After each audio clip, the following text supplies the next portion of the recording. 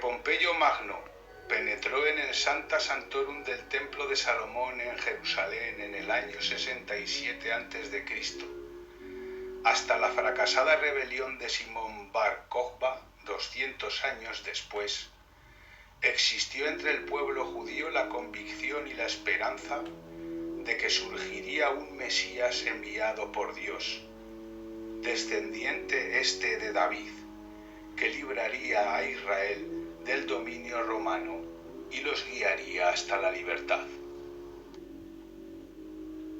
Durante el siglo I hubo muchos predicadores o charlatanes que, creyéndose los elegidos divinos, aleccionaron y alborotaron a la población hebrea.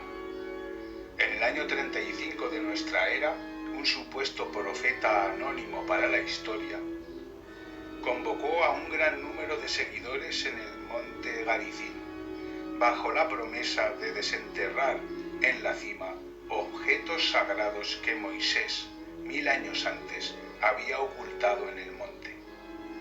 Poncio Pilatos disolvió a la multitud congregada por la fuerza, dando muerte a muchos de ellos. Una década después, el predicador Teudas afirmó que partiría el río en dos y que quienes le acompañaran a la otra orilla se librarían del yugo de Roma. El procurador romano Fado, temiendo disturbios, mandó a la caballería, que dispersó a la muchedumbre. Teudas fue decapitado y mostrada su cabeza en público, para que sirviera de ejemplo a otros oradores públicos. Otro pseudoprofeta, conocido como el egipcio, arengó a la multitud a mediados del siglo I, afirmando que desde el Monte de los Olivos, como Josué, derribaría las murallas de Jerusalén, permitiendo así a sus seguidores penetrar en la ciudad. El egipcio consiguió escapar, pero Félix, el procurador romano del momento, dio muerte a 400 de sus leales, haciendo prisioneros a otros 200. Posteriormente se produjeron las tres guerras judeo-romanas, en el 66 después de Cristo, en el 115 después de Cristo y en el 132 después de Cristo. Momento este en el que se produjo la gran diáspora ordenada por el emperador Adriano. En este contexto debemos situar la figura de Jesús en un periodo en el que muchos esperaban la intervención de Yahvé contra Roma por medio de un elegido. Hay investigadores hoy en día que creen que Juan Bautista fue un competidor de Jesús y que al contar con tantos adeptos tras su muerte, la Iglesia primitiva decidió unirlos en vez de enfrentarlos. ¿Qué dicen los historiadores y escritores contemporáneos a Jesús sobre su figura, aparte de los textos bíblicos? El filósofo estoico del siglo I, Mara Bar Serapión, lo cita en una carta. Dos historiadores fundamentales de la Palestina de la época, como Justo de Tiberíades y Filón de Alejandría, ni lo mencionan. El célebre Cornelio Tácito escribió en sus anales durante el primer cuarto del siglo II. Christus, el fundador de esta secta, había sido condenado a muerte por el procurador Poncio Pilato durante el gobierno de Tiberio. Detenida la superstición en Judea e incluso también en Roma, donde crecen estas cosas oscuras procedentes de todo el orbe. Después nos habla Tácito del incendio de Roma del año 64. Y así Nerón, para descargarse, los culpó por él, y castigó con exquisitos tormentos a los cristianos por sus excesos, gente aborrecida por el pueblo. A día de hoy, ningún investigador serio cree que Nerón los hiciera responsables de las llamas. Contamos también con el testimonio del judío Flavio Josefo, que lo nombra de pasada en sus antigüedades judaicas. Este Josefo fue un belicoso celote que pasó de participar en la revuelta del año 66, que terminó con el templo de Salomón destruido por Tito, a ser un protegido de Roma. En otra de sus obras sobre este conflicto, titulada La Guerra Judía, no lo menciona, aunque se sabe que en el siglo IV se censuraron sus comentarios sobre Jesucristo, puesto que definió a este como traidor al emperador, algo eminentemente anticristiano, y los sacerdotes del siglo IV eliminaron estos párrafos. El conocidísimo escritor latino Suetonio Tranquilo, autor de la obra Vida de los 12 Césares, escrita alrededor del año 120 de nuestra era, nos dice: los judíos no dejaban de provocar desórdenes, instigados por un tal Christus, y se les castigó por ser partidarios de una secta maléfica. El también célebre Plinio el Viejo se preguntaba cómo reaccionar cuando le cantaban himnos a un tal Cristo como si fuera un dios. Finalmente, el Talmud, la historia judía que abarca desde el siglo III a.C. hasta el V después de Cristo, dice que el nazareno fue lapidado por hechicero y por extraviar al pueblo de Israel. Sobra decir que el Talmud parece un texto claramente anticristiano. Sabemos que el Nuevo Testamento, los 4 evangelios ortodoxos, se escribieron décadas después de la muerte de Jesús. En muchos casos se contradicen o dan información confusa, ya que en aquella época las noticias se transmitían de manera oral, generación tras generación.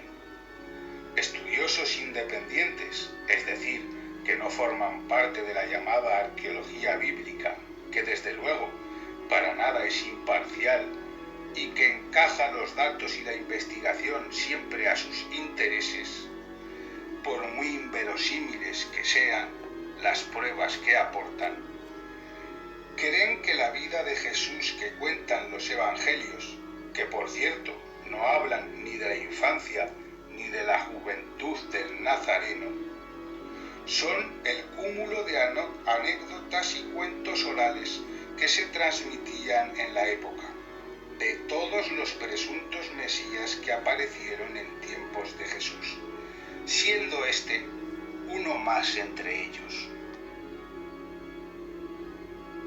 Por lo que podemos afirmar que estos textos son la suma de muchas vidas condensadas en una sola, la de Jesús. Y desde luego esta es la opción que yo, tras muchas lecturas sobre el tema, defiendo. ¿Pero pudo existir un Jesús real, humano e histórico? Claro, ¿por qué no? La mitología siempre tiene un origen real, que con el tiempo se distorsiona tanto que es imposible reconocerlo. Lo cual es casi lo mismo que si no hubiera existido, porque ya sería imposible reconocerlo. Por ejemplo, los que estudian la Grecia clásica, muchos de ellos, creen que Hércules pudo ser un caudillo o un rey micénico, que la tradición oral y la idiosincrasia del pueblo griego convirtió con el tiempo en un dios del Olimpo. Podríamos decir que Jesucristo vendría a ser algo parecido. El Cristo de la Iglesia y de los Evangelios fue creado por Pablo de Tarso y por el Concilio de Nicea del año 325. Pablo transformó la figura del Mesías, pasando ésta de libertador del Estado de Israel a Hijo de Dios, Redentor. Y en plan jocoso se suele decir que el cristianismo hubiera podido existir sin Jesús, pero no sin Pablo de Tarso. Este dotó al cristianismo de las armas necesarias para triunfar en una sociedad politeísta, con una grave crisis religiosa, bastante alejada del alma, la compasión o la igualdad. En el Concilio de Nicea, el emperador Constantino Máximo, que pese a lo que asegura la tradición, jamás fue cristiano, con gran visión estadista, comprendió el imparable ascenso de esta nueva creencia y la legalizó y ordenó por medio de dicho concilio, simplificándola, de ahí que solo se aceptaran 4 evangelios, para que fuera mucho más fácil de controlar, y acabando así también con las incontables herejías reinantes, niceos, arrianos, etcétera, etcétera, puesto que cada una de estas sectas cristianas enfrentadas entre sí tenían su propia visión sobre la figura de Jesucristo. ¿Puede la ciencia y la arqueología demostrar la existencia histórica de Jesús? Por mucho que digan los arqueólogos bíblicos, a día de hoy no. Eso no quiere decir que Jesucristo no existiera, por supuesto, pero hasta la fecha no se ha demostrado. Y en arqueología existe lo que se puede demostrar. Claro que como es un ente vivo que fluctúa según se van produciendo nuevos descubrimientos, quién sabe lo que deparará el futuro. Los considerados como santos lugares y el escenario en el que vivió Jesús la pasión no se sostienen. Sirven para que los creyentes y los turistas vivan una experiencia sumamente gratificante, no me cabe duda, pero arqueológicamente no encajan, como muchas otras cuestiones referidas a la vida de Jesucristo, que no se pueden contrastar con pruebas sólidas e